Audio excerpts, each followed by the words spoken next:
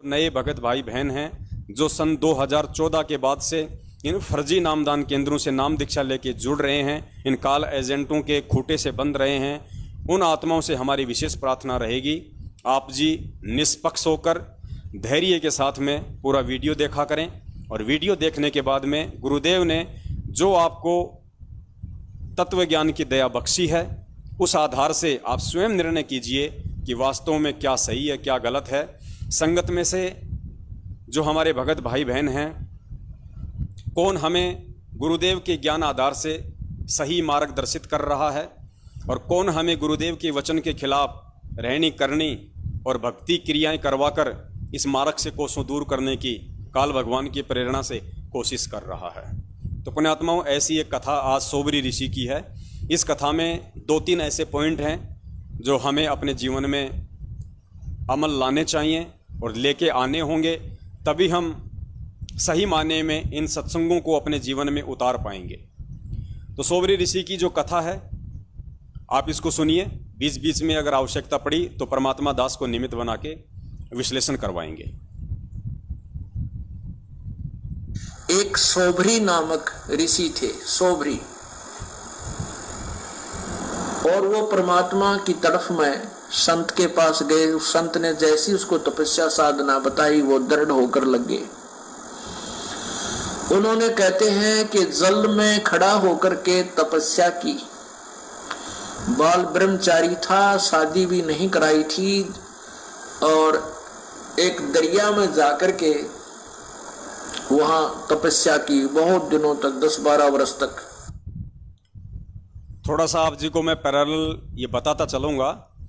गुरुदेव ने सोबरी ऋषि का जिक्र किया है कि एक सोबरी नाम का ऋषि था, शादी भी नहीं करवाई थी, परमात्मा को चाहने वाली आत्मा थी, और वो परमात्मा प्राप्ति के लिए जैसा भी उस समय लोगों को वेद पढ़ के ज्ञान होता था कि हमें कैसी साधना करनी चाहिए, उस हिसाब से वो एक नदी के किनारे जाके और पानी में खड़ा होके परमात्मा प्राप्ति के लिए अपनी तपस्या करने लग गया।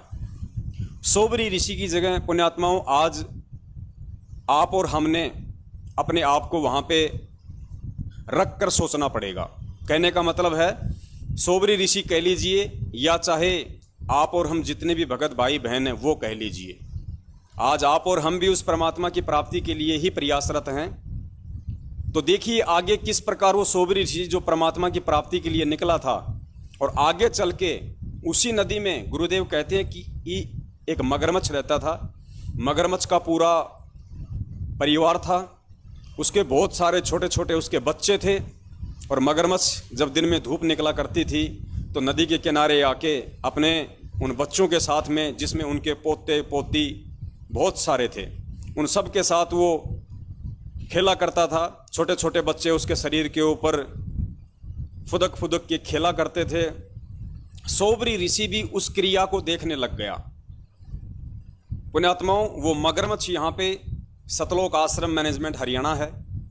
वो मगरमच्छ जो मस्तियाँ करता था, अय्यासियाँ करता था, बेखबर था, वो मगरमच्छ सतलोक आश्रम मैनेजमेंट हरियाणा और सोबरी ऋषि संगत, इन 2 चीज़ों को आप ध्यान रखना। सोबरी ऋषि को हमने यहाँ पे संगत समझना पड़ेगा जो भक्ति करने के लिए निकला था, और वो मगरमच्छ जो वहाँ पे मौज मस्ती कर रहा था, अटकेलियाँ कर रहा था अपने बाल बच्चों के साथ, अपने परिवार के साथ बेफिक्र होकर, वो मगरमच्छ है सतलोक आश्रम मैनेजमेंट हरियाणा। तो सोबरी ऋषि किस प्रकार उस मगरमच्छ की क्रियाओं को देखने लग गया अपनी भक्ति साधना को छोड़कर।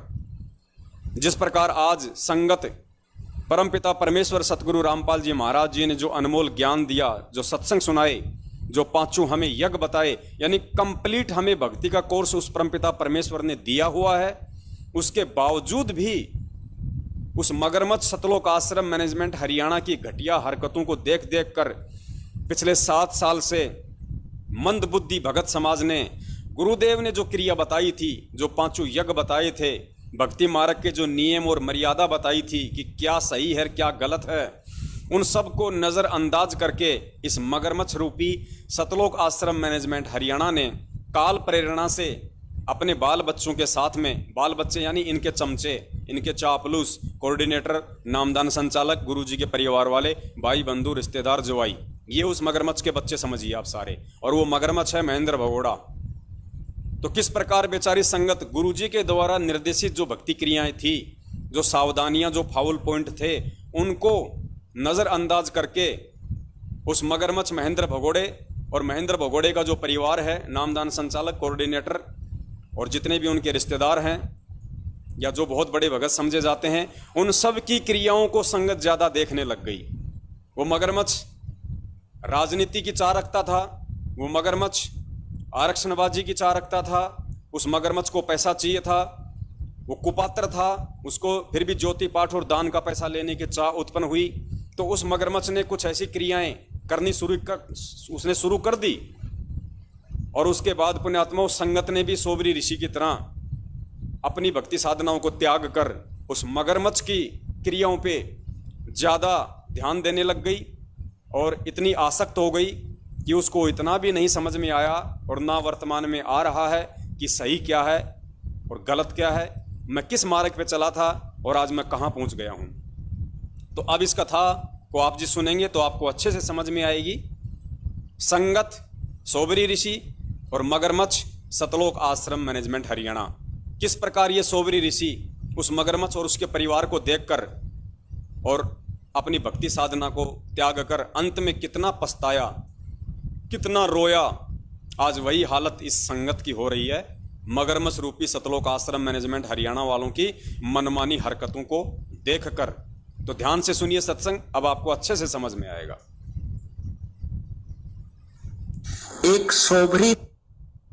एक सोबरी नामक ऋषि थे, सोबरी, और वो परमात्मा की तरफ में संत के पास गए। उस संत ने जैसी उसको तपस्या साधना बताई वो दृढ़ होकर लग गए। उन्होंने कहते हैं कि जल में खड़ा होकर के तपस्या की, बाल ब्रह्मचारी था, शादी भी नहीं कराई थी, और एक दरिया में जाकर के वहां तपस्या की बहुत दिनों तक, 10-12 वर्ष तक। वो वहां फिर क्या देखने लगा, कुछ दिन के बाद एक मगरमच्छ था और उस मगरमच्छ की काफी संतान थी। तो वो मगरमच्छ के पोते पोती, दोते दोती, वो उस मगरमच्छ के आसपास प्यार से घूमती थी और अपनी दूम से उस मगरमच्छ को प्यार देती थी, लाड करते थे। जैसे पोते पोती को दादा दादी की छाती पर लौट जा, कदे उसके कंधे पर बैठ जा, बैठे गए, तो इस तरह वो प्यार देती थी और वो मगरमच्छ उनसे बड़ा प्रसन्न रहता था, खुशी मनाता था। अब उस सोबरी ऋषि के मन में यह प्रेरणा होगी, मैं शादी करवाऊं और ब्याह करवा के मेरा पोते पोती हो और उन पोते पोतियों में दोता दोतियों के साथ ऐसे ही लाड लडाऊं। अब वह छोड़ भक्ति और निकला जलमत बार। कहां पहुंचा? मानधाता राजा के पास गया। अब उन राजाओं को पता होता था कि ये साधु जो आते हैं साधना करके, ये बड़े तोब का गोला होते हैं, एटम बम होते हैं, ये जो भी मन मुंह से निकाल देंगे वचन वो पार होता है। अब वो सोबरी ऋषि तपस्या करके उसका शरीर भी वृद्ध हो रहा, काफी वर्ष हो गए थे, और हाड़ सारे दिखे, बूढ़ी सी शकल, बाल बढ़ रहे। और वो जाकर मानधाता राजा से बोला कि आप मुझे एक कन्या दे दो, अपनी लड़की मेरे से ब्याह दो। मानधाता के 50 लड़की थी। अब राजा बड़ी असमंजस में फंस गया, जब नाटू तो शराप देगा, अरे से बूढ़े बूढ़े के अपनी जवान लड़की ने ब्याह हो, मेरा कैसा मूर्ख नहीं, बताइए क्या करूं, ये भगवान बड़ा फंसा। तो उसने सोच समझ के एक उत्तर दिया कि ऋषि जी, हमारा एक नियम है और ये विधान भी बताता है कि मैं अपनी तरफ से किसी लड़की को विवश नहीं कर सकता किसी के साथ शादी करने के लिए। यदि किसी लड़की को विवश नहीं कर सकता किसी के साथ शादी करने के लिए। यदि वो लड़की स्वयं पसंद करे, कोई भी लड़की आपको पसंद करे तो मुझे ऐतराज नहीं। अब राजा ने बेरा था, इसे बूढ़े ने कौन लड़की पसंद करेगी? तो ऋषि बोला जी मुझे मंजूर है, मुझे मंजूर है, अगर ये आपकी कन्या मुझे पसंद करे तो मेरे से शादी कर लेगी। तो राजा बड़ा प्रसन्न हुआ, भाई ठीक है, कटा टंटा, लड़की को पसंद करेगी नहीं और यह बला टल जाएगी। उसने, क्योंकि उन लड़कियों को एक बड़े महल में रहती थी, वहां पर एक नपुंसक व्यक्ति जो हिजड़ा बोलते हैं, उनको ड्यूटी पर उनके गेट कीपर रखा जाता था। तो उसने उस नौकर को बुलाया राजा ने और कहा कि ऋषि जी को लड़कियों के महल में ले जाओ और ये जो भी लड़की इनको पसंद करेगी इसके साथ उसकी शादी कर दी जाएगी। अब उस ऋषि जी ने अपनी सिद्धि साधना और सारे जीवन की कमाई को कहां बर्बाद करना शुरू किया, अपना सुंदर शरीर बना लिया नौजवान लड़के का। और जो ही उन लड़कियों के महल में प्रवेश किया और उस नपुंसक ने सारी कहानी बताई कि राजा का आदेश है, जो इसको पसंद करेगी उसके साथ शादी कर दी जाएगी। उन 50 की 50 लड़कियों ने उस ऋषि को पसंद कर लिया। अब राजा फंस गया अपने वचन में, सारी कहानी आकर बता दी गई कि आपकी 50 की 50 लड़कियों ने मुझे पसंद कर लिया। इसकी गवाही सब लड़कियों ने भी दे दी कि हम इसे पसंद करती, क्योंकि सुंदर शरीर बना लिया उस ऋषि ने।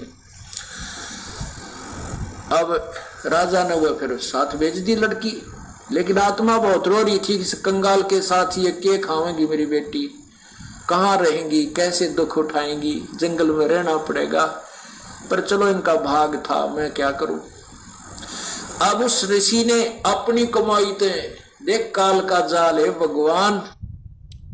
सत्साई पुण्यात्माओं, जितनी कहानी आपने सुनी है आप उसको ध्यान रखना, लेकिन अभी एक छोटा सा प्रसंग बीच में और आने वाला है। पुण्यात्माओं, एक छोटे छोटे पॉइंट नहीं है, ये अनदेखी करने वाली बातें नहीं है। इस तरह की बातें बोल के पूज्य गुरुदेव ये कबीर परमेश्वर आप और हम भक्तों की कॉमन सेंस की भी परीक्षा लेता है कि हमारे अंदर क्या भाव प्रकट होते हैं। अभी आगे ये सोबरी ऋषि क्या करेगा, उसने अपना युवा शरीर तो बना ही लिया अपनी सिद्धि शक्ति से, उन 50 लड़कियों के साथ में शादी करके जंगल में आ जाएगा। वहां से फिर ये क्या करेगा, अपनी सिद्धि शक्ति से जो विश्वकर्मा जी हैं, जो देवताओं के शिल्पी माने जाते हैं, जो भवन निर्माण का काम करते हैं, विश्वकर्मा, ये सोबरी ऋषि उस विश्वकर्मा को अपनी उस सिद्धि शक्ति से, अपनी भक्ति कमाई से आदेश देकर और उन 50 लड़कियों के लिए 50 महल बनवाएगा। अब सोचने वाली बात यहाँ पे क्या है, हमने ध्यान क्या देना है। यहाँ पे पूज्य गुरुदेव सतगुरु रामपाल जी महाराज जी के स्वरूप में साक्षात वो कबीर परमेश्वर आप और हम भक्तों की विवेक की परीक्षा लेने के लिए, हमारे ज्ञान की परीक्षा लेने के लिए, हमारे मन में क्या हलचल और क्या उथल पुथल शुरू होगी उसको चेक करने के लिए, उसको देखने के लिए जानबूझ के इस परमात्मा ने विश्वकर्मा ना बोल के और परमेश्वर ने विश्वामित्र बोल दिया। जानबूझ के परमपिता परमेश्वर सतगुरु रामपाल जी महाराज जी ने विश्वकर्मा ना बोल के विश्वामित्र बोल दिया। और आगे अपनी कथा में गुरुजी निकल गए। गुरुजी ने ये नहीं कहा मुड़ के कि भाई नहीं नहीं विश्वामित्र नहीं विश्वकर्मा, ये भी नहीं कहा परमात्मा ने, सीधा विश्वकर्मा बोला और सीधा विश्वामित्र बोला और तुरंत परमात्मा कंटिन्यू सत्संग करने में लग गए। लेकिन जो व्यक्ति गुरुदेव के बहुत सारे सत्संगों में सुना होगा कि देवताओं का जो शिल्पी है उसका नाम तो विश्वकर्मा है, वैसे भी हम सभी जानते हैं जब हम एक 2 कौड़ी के जीव जिनकी कोई औकात नहीं है, हमने 3 दिन पहले कौन सी सब्जी खाई थी आज हमें याद नहीं है, जब हमें पता है कि देवताओं का शिल्पी विश्वामित्र नहीं बल्कि विश्वकर्मा है, तो ये कबीर परमेश्वर अपने सत्संग में कैसे भूल सकता है? ये कैसे विश्वकर्मा की जगह विश्वामित्र का नाम ले सकता है?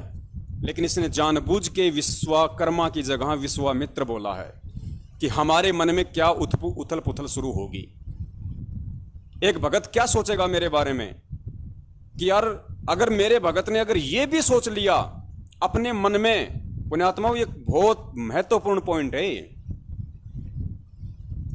अगर भगत ने ये भी सोच लिया कि भाई गुरुजी भूल गए, तो भी हम मार खा जाएंगे भक्ति मार्ग में, क्योंकि परमेश्वर भूलता नहीं है। परमेश्वर हम भूले हुओं की बुद्धि की परीक्षा लेता है। अगर हमारे मन में यह भाव आ गया कि यार गुरुजी को इतना भी नहीं पता क्या कि वो विश्वामित्र था या फिर विश्वकर्मा था, अगर इतना भी हमारे मन में भाव आ गया, तो परमात्मा ने तुम्हारे अंदर वो भाव चेक करने के लिए ही तो ये शब्द बोले हैं, नालायक। ये परमेश्वर है जिसकी तू शरण में है, जिसकी तू भक्ति कर रहा है। ये दुनिया के प्रत्येक प्राणी का बायोडाटा का पूरा हिसाब किताब रखता है, उसमें चूक नहीं कर सकता। जब इंसान ने एक ऐसा कंप्यूटर बना दिया, वो कंप्यूटर हिसाब किताब में चूक नहीं कर सकता, चाहे कितना लंबा चौड़ा हिसाब किताब कर लो, जोड़ बाकी गुणा भाग कर लो। अरे कंप्यूटर को इंसान ने बनाया, और इंसान को किसने बनाया? इन्होंने, पूज्य गुरुदेव जी ने, सतगुरु रामपाल जी महाराज जी ने, कबीर परमेश्वर ने। वो कैसे विश्वकर्मा की जगह विश्वामित्र बोल सकता है? और अगर बोल गया तो उसके पीछे का रहस्य क्या है, ये हमने समझना है। पुण्यात्माओं, हमारे मन में कभी भी यदि गुरुदेव किसी भी सत्संग में इस तरह का कोई शब्द यदि बोल जाते हैं अटपटा, या कुछ ऐसी बातें जो थोड़ी बहुत ज्ञान विरुद्ध हों, जो गुरुजी बोल जाएं, तो पुण्यात्माओं बैकग्राउंड में हमारे मन में हलचल नहीं होनी चाहिए, बिल्कुल भी 1% भी। उसका क्या निष्कर्ष निकलेगा, उसका क्या भेद है, वो हमें बाद में मालूम पड़ेगा। तो हमने उस चीज को छोड़ देना चाहिए कि जरूर परमेश्वर की कोई लीला है, कोई रहस्य है, जो परमेश्वर इस बात को छुपा गए और इसकी जगह परमात्मा दूसरी बात बोल गए। तो ध्यान से सुनना, परमात्मा यहां पे विश्वकर्मा की जगह विश्वामित्र बोल के चुपचाप कंटिन्यू आगे निकल जाएंगे, ये देखने के लिए कि पीछे से मेरे से ज्ञान प्राप्त मेरे बच्चों के मन में क्या उथल पुथल होती है, मेरे विषय में उनके मन में काल प्रेरणा से क्या क्या विचार उत्पन्न होते हैं। पुण्यात्माओं, जैसे गुरुदेव कहते हैं ना कि जो कुम्हार होता है वो अंदर हाथ रखता है और ऊपर चोट मारता है, ये तो इसी प्रकार ये गुरुदेव हैं, ये भक्ति रूपी कुम्हार है और हम इनके शिष्य रूपी मटके हैं। ये परमात्मा हमें तैयार करेगा इसी प्रकार से चोटें मार मार के। और चोट चाहे परमात्मा स्वयं अपने सत्संगों के माध्यम से मारे या चाहे अपने बच्चों से आपस में साध संगति के माध्यम से मरवाए। तो हमने बहुत सजग होना पड़ेगा इस भक्ति मार्ग पे आगे।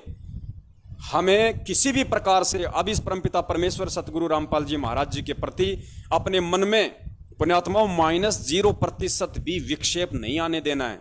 भले ही हमारे वो बातें समझ में आए या ना आए, समझ में आए तो अच्छी बात है, ना आए तो भूल जाना उस बात को और छोड़ देना कि जरूर इसमें कोई भेद है, कोई रहस्य है, आने वाले समय में परमात्मा समझाएंगे, या हो सकता है वर्तमान में मेरी बुद्धि का लेवल उतना ज़्यादा नहीं है जो मैं इस चीज़ को समझ नहीं पा रहा। ऐसा सोच के हमने उस बात को भूल जाना है, मन में शंका नहीं पालनी है। तो ध्यान से सुनिए, अब परमेश्वर आगे क्या बोलेंगे इस कथा में। उसने क्या किया, वहां जाकर के विश्वामित्र को आदेश दिया कि इन 50 महल बना दे। अब विश्वामित्र जी ने 50 मकान न्यारे न्यारे बना दिए। पुण्यात्माओं, गुरुदेव ने 2 बार विश्वामित्र बोला है, ध्यान रखना, 1 बार नहीं 2 बार। 1 बार आदमी भूल सकता है, दूसरी बार तो याद आ ही सकता है ना। लेकिन देखो परमेश्वर किस प्रकार की लीला कर रहे हैं, किस प्रकार से अपने बच्चों के मन में उठने वाली शंकाओं को, उथल पुथल को चेक कर रहे हैं। 2 बार बोला परमात्मा ने लगातार। पुण्यात्माओं, ये तो बहुत छोटी छोटी हमारी परीक्षा हैं। ये समझो कि परमात्मा थोड़े से में ही हमें पूरे 100% मार्क दे रहे हैं। और ये अगर इस छोटी सी परीक्षा में भी यदि हम चूक गए तो असंख्य जन्म फिर ठोर ठिकाना नहीं होगा हमारा, असंख्य जन्म। और प्रत्येक में बहुत अच्छे खान पान, सुंदर आहार, फल वगैरह वो वृक्ष लगा दिए। एक दिन मानधाता राजा के मन में ये बात आई कि अभी अपनी कन्याओं को देख करता हूं वो दुखी है या सुखी है। वो जब वहां पहुंचा अपने उस ऋषि के डेरे में, देखा वहां तो पूरी 50 मकान बने हुए हैं, बड़े सुंदर सुंदर, एक कॉलोनी सी बसी हुई है। वो पहली लड़की के मकान में जब गए तो मानधाता राजा ने पूछा, बेटी तुम कुशल तो हो? कि पिताजी वैसे तो हम कुशल हैं, कोई कमी नहीं, लेकिन माता पिता की याद तो आती ही रहती है और बाकी हमें कोई कष्ट नहीं। एक मुझे कष्ट है कि ये मेरा पति मेरे पास ही रहता है, दूसरी बहनों के पास कभी नहीं जाता। अब वो दूसरी कन्या के पास गया तो उसने भी यही कहा, पिताजी हम बहुत सुखी हैं और मुझे एक बात का दुख है कि मेरा पति मेरे ही पास रहता है, दूसरी बहनों के पास नहीं जाता। ऐसे 50 के महल में जाकर उसने देखा कि 50 की 50, क्योंकि एक सिद्धि वो चोले धारे, एक सिद्धि नीतत विचार है, ये सर्व अपनी ही कमाई से ये ड्रामेबाजी करवा देता है काल। अब उसने इतनी कमाई कर ली थी सोबरी ऋषि ने, 50 तो शरीर धारण कर लिए, 50 की 50 औरतों को भोग रहा है और उधर 51वां अलग से और बैठा है। जब मानधाता सब लड़कियों के पास हो, जब मानधाता सब लड़कियों के पास होकर के फिर देखा कि ऋषि तो बाहर भी बैठा है, तब उसके चरणों में मस्तक झुका दिया कि आपकी लीला अपरंपार है। अब उस राजा के लिए तो भगवान सिद्ध हो गया वो सोबरी ऋषि। अब उसकी पोल खुलती है, अब देखना आगे क्या होता है। अब देखना पुण्यात्मा, इस कहानी का जो निष्कर्ष है गुरुदेव अब बताएंगे। और अभी तक तो ये जो संगत है, जो हमारे 70% भगत भाई बहन हैं, जो इस मगरमच्छ रूपी सतलोक आश्रम मैनेजमेंट हरियाणा के पीछे लग के अभी तक राजनीतियां कर रहे थे, कभी बीजेपी कभी कांग्रेस खेल रहे थे, आरक्षणबाजियों में शामिल हो रहे थे, जाटों के धरनों में शामिल हो रहे थे, आनंदपाल सिंह जैसे गुंडों की सीबीआई जांचों का समर्थन कर रहे थे, उनके लिए रोडों पे खड़े होकर रैलियां निकाल रहे थे। अभी तक तो ये केवल ड्रामा कर रहे थे। अब निष्कर्ष का समय अब आएगा जब हकीकत का उस संगत को मालूम चलेगा, पता चलेगा, तब वो सिर पे हाथ रख के रोएंगे, जिस प्रकार अब गुरुदेव बता रहे हैं कि सोबरी ऋषि उसके बाद अपने सिर पे हाथ रख के रोया। ध्यान से सुनिए कहानी को। अब सोबरी ऋषि के 150 लड़के हो गए, 150 बच्चे हो गए, कोई 50 लड़कियां, 2-2 3-3 बालक हुए, 50 पत्नियां। अब वो क्या सोचता है कि अभी कोई 4 साल वर्ष का लड़का है, कोई 5 वर्ष का लड़का है, ये फिर सियाने होंगे, इनका ब्याह करूंगा, फिर इनके पोते होंगे मेरे, और फिर मैं इनसे प्यार करूंगा। रे तेरा गजब है, मन तो जीवन खो दिया अपना। ओहो हो, फिर क्या रोता है कि मेरी सारी कमाई बर्बाद होगी, मैं उस मगरमच्छ के, कि मेरी सारी कमाई बर्बाद होगी, मैं उस मगरमच्छ के संगत में, कुसंगत में अपना सर्वनाश कराया।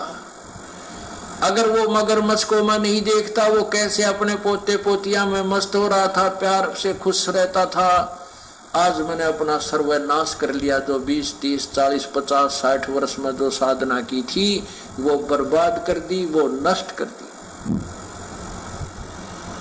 तो पुण्यात्माओं, ठीक इसी प्रकार जिस प्रकार वो सोबरी ऋषि आगे चल के रोया, ये सोचकर कि अगर मैं उस मगरमच्छ की उस मनमानी हरकतों की तरफ नहीं देखता और अगर उस मगरमच्छ से वो प्रेरणा लेके अगर मैं ये शादी नहीं करवाता, ये बच्चे उत्पन्न नहीं करता, तो मेरी भक्ति कमाई बर्बाद नहीं होती। लेकिन फिर समय हाथ से निकल चुका था।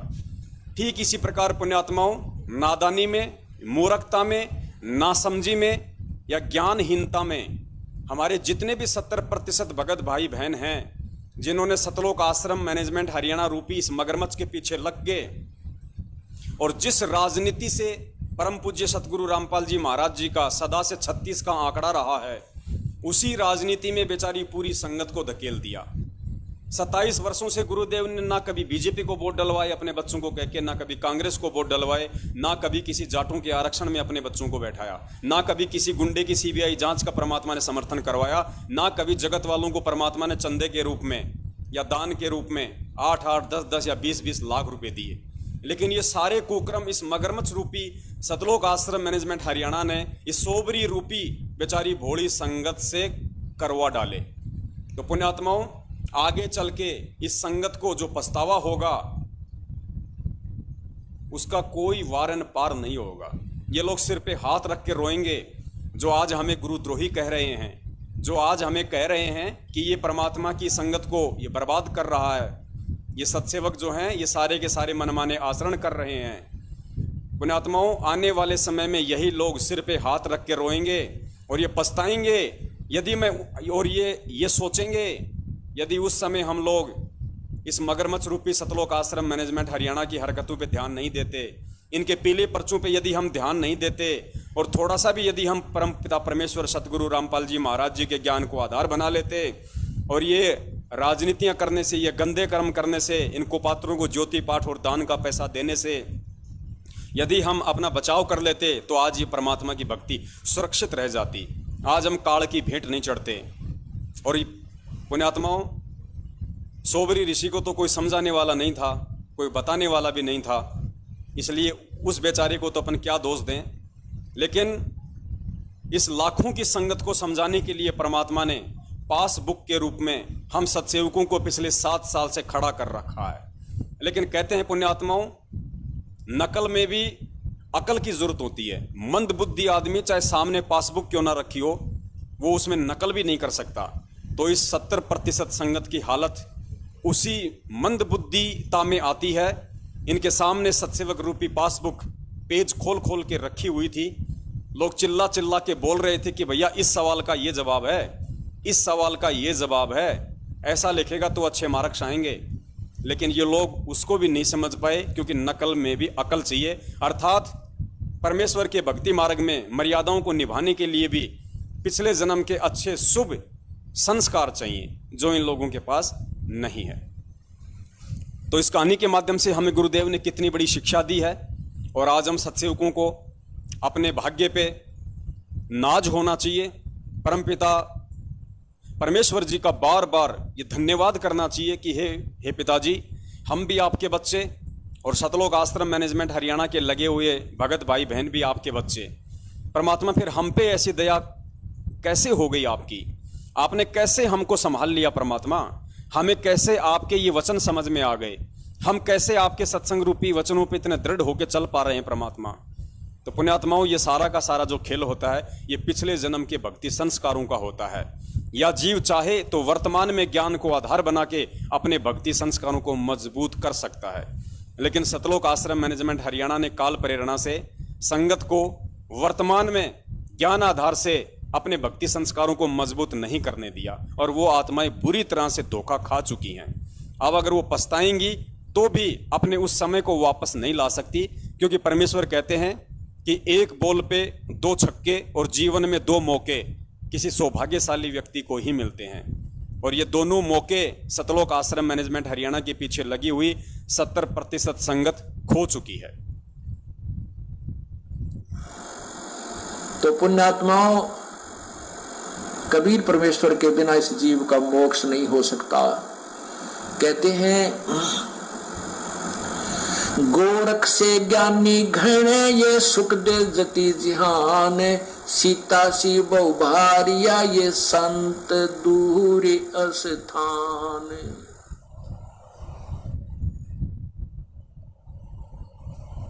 और भक्ति। तो पुण्यात्माओं, हमने किसी भी नकली या फर्जी सार शब्द के लालच में नहीं आना है। हमें परमपिता परमेश्वर ने यदि अपने रहते सहते प्रथम नाम भी दे दिया है, और उसके बाद यदि बरवाला कांड हो गया और किसी भाई के पास यदि प्रथम नाम ही है, तो पुण्यात्माओं यकीन मानना, अगर वो भगत भाई बहन मर्यादा में रह के प्रथम नाम का भी जाप कर रहा है तो उसके लिए वो सार शब्द से कम नहीं है।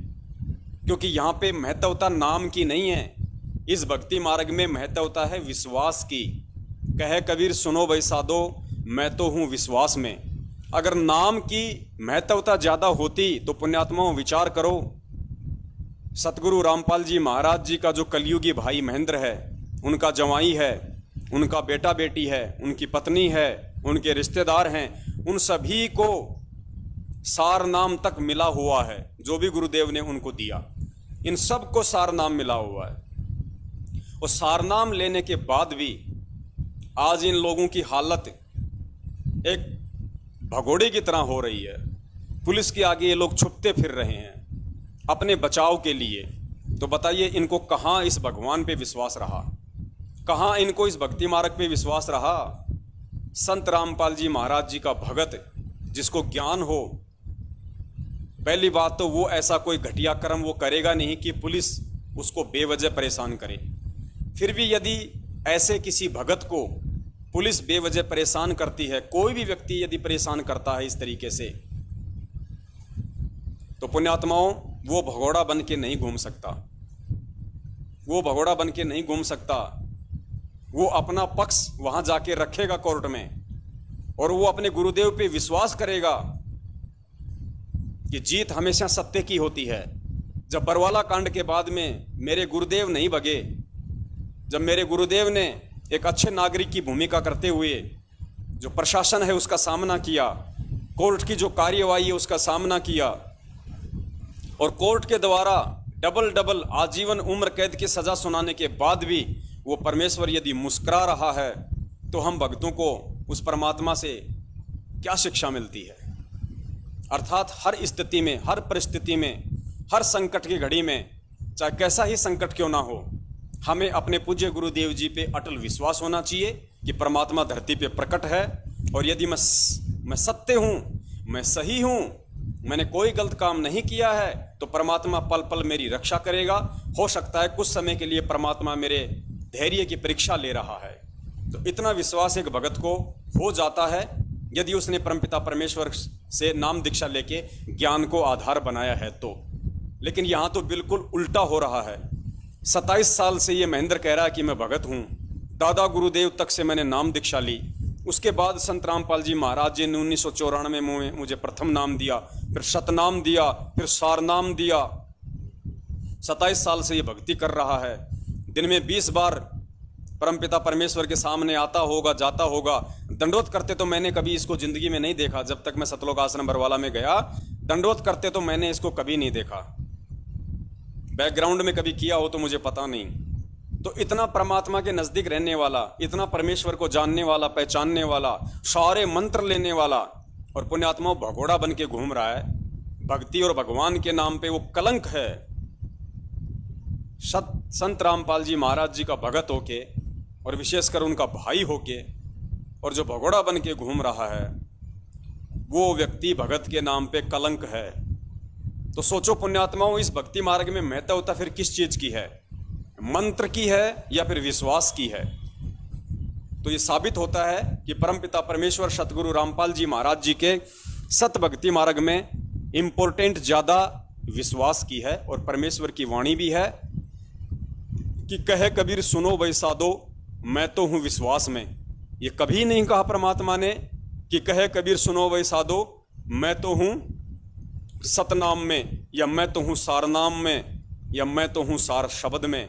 क्योंकि ये सतनाम हो, चाहे सारनाम हो, चाहे सार शब्द हो, ये भी अपना पूरा काम उसी समय करेगा जब भगत मर्यादित हो और एक भगत विश्वासी हो, और जो अपने गुरु को परमात्मा हृदय से मान चुका हो। तभी ये मंत्र काम करेंगे, चाहे प्रथम मंत्र हो, चाहे सतनाम हो, चाहे सारनाम हो।